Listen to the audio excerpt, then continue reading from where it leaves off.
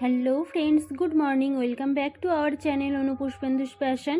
অনুপুষ্পেন্দুস passion চ্যানেলে আরেকটি নতুন ভিডিওর সাথে আপনাদেরকে অনেক অনেক স্বাগত জানাই। আশা করছি যে যেখান থেকে আমার এই ভিডিওটা দেখছেন সবাই খুব ভালো আছেন আর সুস্থ আছেন। সবার সুস্থতা কামনা করে আমি আমার আজকের এই ভিডিওটা স্টার্ট করছি। আই হোপ কি তোমাদের সবার খুব খুব ভালো লাগবে ভিডিওটা। তো বন্ধুরা, প্লিজ স্কিপ না করে পুরো ভিডিওটা দেখতে থাকুন। তো সকালবেলা উঠেই আগে প্রথম কাজ থাকে বিছানাটা গুছানোর। তো বিছানাটা সুন্দরভাবে আমি গুছিয়ে নিলাম। তো নিয়ে এবারে ঘরটা ঝাঁট দিয়ে নেব। ঘর ঝাঁট দিয়ে ঘরটা মুছে নিয়ে তারপর যাব স্নান করতে। তো এটা আমি বৃহস্পতিবারের ব্লগ শেয়ার করছি। যেহেতু বৃহস্পতিবার অনেকটা কাজ থাকে, তাই সকালে অনেক তাড়াতাড়ি উঠতে হয় আর কি।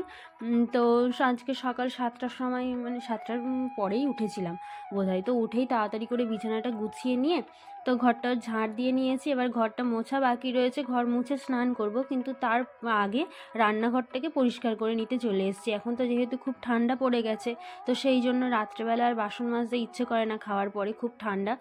তো সেই জন্য সকালবেলা বাসনগুলো মেজে নেব। অনেকটা বাসন রয়েছে, যেহেতু বৃহস্পতিবার সব মেজে ধুয়ে পরিষ্কার করে নিতে হবে। মানে মিক্সি থেকে শুরু করে ব্যালন জাগি সব কিছু আর কি, রাত্রে রুটিও হবে, সবটাই তো নিরামিষ করতে হবে। সেই জন্য রান্নাঘরটাকে আগে ভালো করে ক্লিন করে নেব, নিয়ে তারপর ঘর মুছে যাব স্নান করতে। তো বাসনগুলো ধুয়ে নিচ্ছি। আর এই যে মানে রান্নাঘরের বেসিনটা লাগিয়েছিলাম, তো এইটাও ভিডিও করা ছিল, আগে শেয়ার করা হয়নি, তো এখন দেখে নিন বন্ধুরা। এই আমার ছোট্ট রান্নাঘর আর ছোট্ট এই ব্রেসিংয়ের উপরে বাসন রাখার ওই র্যাকটা, এই দুটোই আমি আসার পরে এখানে নিয়েছিলাম কাজের সুবিধার্থে। যেহেতু নিচে বসে ওখানে বাসন মাজতে হতো, খুব অসুবিধে হতো, বারবার নিচে নামা, বাসন ধোয়া, ওঠা, তারপর নিচে খুব জল পড়ে। তো জলের উপরে দাঁড়িয়ে রান্না করা সবসময় সম্ভব হয় না, আর বিশেষ করে ঠান্ডার সময়। তো সেই জন্য এই ব্রেসিংটা লাগানো হয়েছে। তো সবটাই আমি ভেবেছিলাম মানে কিচেন রুম মেকওভার একটা ভিডিও আমি দেব, সেটা আর হয়ে উঠলো না। মানে কিচেনের দেয়ালগুলো আর কি। তো হাজব্যান্ড যখন থাকতো ও একাই, অতটা তো পরিষ্কার পরিচ্ছন্নভাবে রাখতো না। তো দেয়ালে মানে তেল ছিটে ছিটে খুব দাগ হয়ে গেছে। ওটা একটুখানি অন্যরকম কিছু করব ভেবেছিলাম, কিন্তু সেটা আর করা হলো না। এখান থেকে অন্য জায়গায় চলে যেতে হবে খুব তাড়াতাড়ি।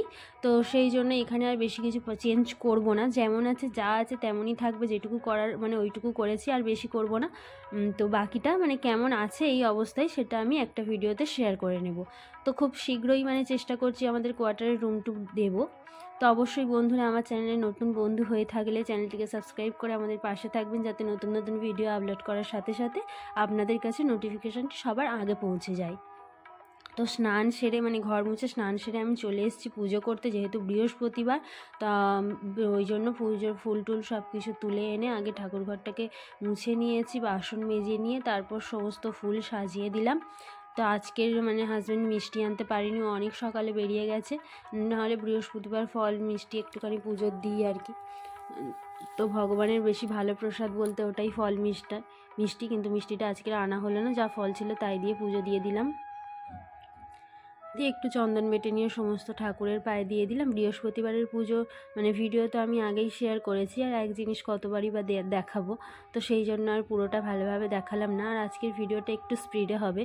তো এই যে দেখতে পাচ্ছেন, পুজোর শেষে আমি রান্নাবান্না করে নিয়েছিলাম, কিন্তু আজকেকার এই রান্নাটা নয়। এটা মাশরুম রান্না, মানে আমাদের এখানে যেটা জঙ্গল ছাতু বলে। তো সেটাই রান্নার ভিডিও আমি দেবো বলেছিলাম, সেটা দেয়া হচ্ছিল না অনেক দিন থেকে। তো ভাবলাম আজকে সেটাই শেয়ার করে নিই। বৃহস্পতিবার রান্নাবান্না আর বাকি কাজকর্ম আর কিছু দেখালাম না। তো এই ভিডিওটা দেখালাম, মানে শেয়ার করলাম আজকের। তো ছাতুগুলো আমি কাটতে মানে ওরমভাবে পরিষ্কার করতে পারি না, যেহেতু মাটির মধ্যেই হয়, তো সেই জন্য মাটি লেগে থাকে। তো হাজব্যান্ড ভালোভাবে সেগুলো কেটে ধুয়ে দিয়েছে। তো ধোয়ার পর আমি এটাকে মানে নুন হলুদ দিয়ে আর তেলের মধ্যে নুন হলুদ মিশিয়ে দিয়ে দেবো। তো শুধু নুন হলুদ মিশিয়ে এটা ভাজবো। এটা পেঁয়াজ দিয়ে ভাজলেও শুধু ভাজা খেতে খুব ভালো লাগে, চিংড়ি মাছ দিয়ে চচ্চড়িও খুব ভালো লাগে। তো সেই দিন আমি শুধু মাশরুম রান্না করেছিলাম আর মাছের ঝোল করেছিলাম, চিংড়ি মাছটা পাইনি বলে ওই জন্য চিংড়ি মাছ দিয়ে রান্না হয়নি। আর এখানে মাশরুমের জন্য মশলাটা আমি করে নিচ্ছি, জঙ্গলের ছাতু, এটা মাশরুম বলে ফেলছি বারবার। তো পেঁয়াজ, আদা, রসুন, টমেটো সবটা একসাথে দিয়ে দিয়েছি। আর এখানে মাছের ঝোলের জন্য ওই যে মানে আলু ঝিঙে কেটে রেখেছি, ওটা দিয়ে মাছের ঝোল করব, সেই দিন করেছিলাম। তো এখানে পেঁয়াজগুলো আমি কেটে নিচ্ছি। একটা চপিং বোর্ডও কেনার ইচ্ছে ছিল, কিন্তু এখানে আর হলো না। তো ও দেখছি আমি আসার পর থেকে দেখছি ও এরকম ছুরিতে প্লেটের মধ্যেই কাটতো। তো ও দেখে দেখে আমিও মানে শিখে গেছি এরকমভাবে কাটা। আগে তো পারতাম না একটু, আর এখানে আসার পরে বটিই ছিল না, ও ছুরিতে সব কিছু কাটতো, আর আমারও সেটাই করতে হয়েছে।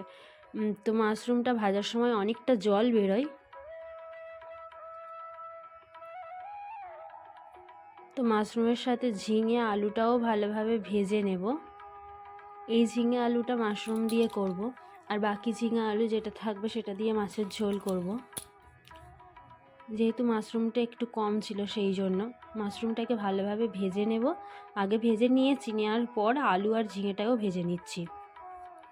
নিয়ে সব কটা দিয়ে একটু মানে আদা রসুন পেঁয়াজ দিয়ে যেমন মাংসর মতো আর কি, সব বেশি বেশি মশলা দিয়ে ভালোভাবে কষিয়ে রান্নাটা করতে হবে। চিংড়ি মাছ দিয়ে চচ্চড়িটা খেতে বেশি ভালো লাগে, কিন্তু ছিল না যেহেতু সেই জন্য এইরকমভাবেই করব আজকে। আর কড়াটার কথা তো অনেকবার বলেছি বন্ধুরা, প্লিজ আমার নিজেরই কেমন লাগে এই কড়ার ভিডিও দেখাতে, কিন্তু কি করব, আমার কড়া নেওয়া হয়েছে, মানে কড়াই নেওয়া হয়েছে, সেটা আর এখানে ব্যবহার করি না। ভাবলাম নতুন যেখানে যাব সেখানে গিয়েই ব্যবহার করব। তো ওগুলো ভালোভাবে ভাজার পর আমি কড়াইতে আবারও তেল দিয়ে দিয়েছি। তো তেল দেওয়ার পর এখানে একটু গোটা গরম মশলা আমি ফোড়নে দেব, আর অল্প একটু চিনি দেব, দিয়ে তার মধ্যে পেঁয়াজটা দিয়ে দেবো। দিয়ে পেঁয়াজটা হালকা ভাজা ভাজা হওয়ার পর, মানে ভাজা ভাজা হলে তারপর যে মিক্সিতে যে মশলাটা করেছিলাম ওটা দিয়ে দেবো। এখানে শিলনোড়া তখন মানে নিয়েছি, কিন্তু ওই যে আলাদা আলাদা মশলা করতে গেলে অনেকটা দেরি হয়, তো সেই জন্য আমি সব মশলা মানে একসাথে করে নিয়েছি। যখন যেমন ইচ্ছা হয় আর কি, মাঝে মাঝে ইচ্ছে করে একটু অন্যরকমভাবে ট্রাই করি কেমন লাগে। তো একভাবে আমি একসাথে মিক্সিতে আদা রসুন পেঁয়াজ কাঁচা লঙ্কা টমেটো সব কিছু দিয়ে মশলাটা বানিয়ে নিই। তো নেওয়ার পর কড়াই দিয়ে পেঁয়াজের সাথে মশলাটা ভালোভাবে কষিয়ে নিলাম। নেওয়ার পর আমি এখানে দিয়ে দিলাম গুঁড়ো হলুদ। তো গুঁড়ো হলুদ দেওয়ার পর এখানে আমি কাঁচা লঙ্কা ইউজ করব, তো সেই জন্য বেশি আর ঝাল দেব না, মানে গুঁড়ো লঙ্কাটা বেশি ব্যবহার করি না, যেহেতু মানে মশলার সময় ওই আদার সাথে কাঁচা লঙ্কাও পেস্ট করেছি। তো এবারে মাশরুম আলু ঝিঙে যেগুলো ভেজে রেখেছিলাম ভালোভাবে, সেইগুলো দিয়ে মশলার সাথে ভালোভাবে কষিয়ে নেব। তো নিয়ে কষিয়ে জলটা দিয়ে দিলাম। দেওয়ার পর নামিয়ে নিলেই আমার রান্না কমপ্লিট হয়ে যাবে বন্ধুরা। তো আজকের ভিডিওটা কেমন লাগলো অবশ্যই কমেন্ট করে জানাবেন। ছোট্ট একটা ব্লগ শেয়ার করলাম, আর যদি ভিডিওটি ভালো লাগে তাহলে চ্যানেলটিকে সাবস্ক্রাইব করে আমাদের পাশে থাকবেন। এবারে তরকারিটাকে নামিয়ে নিয়ে এর উপরে গরম মশলা ছড়িয়ে দেবো। ব্যাস, আমার রান্না আজকের মতো কমপ্লিট। টাটা।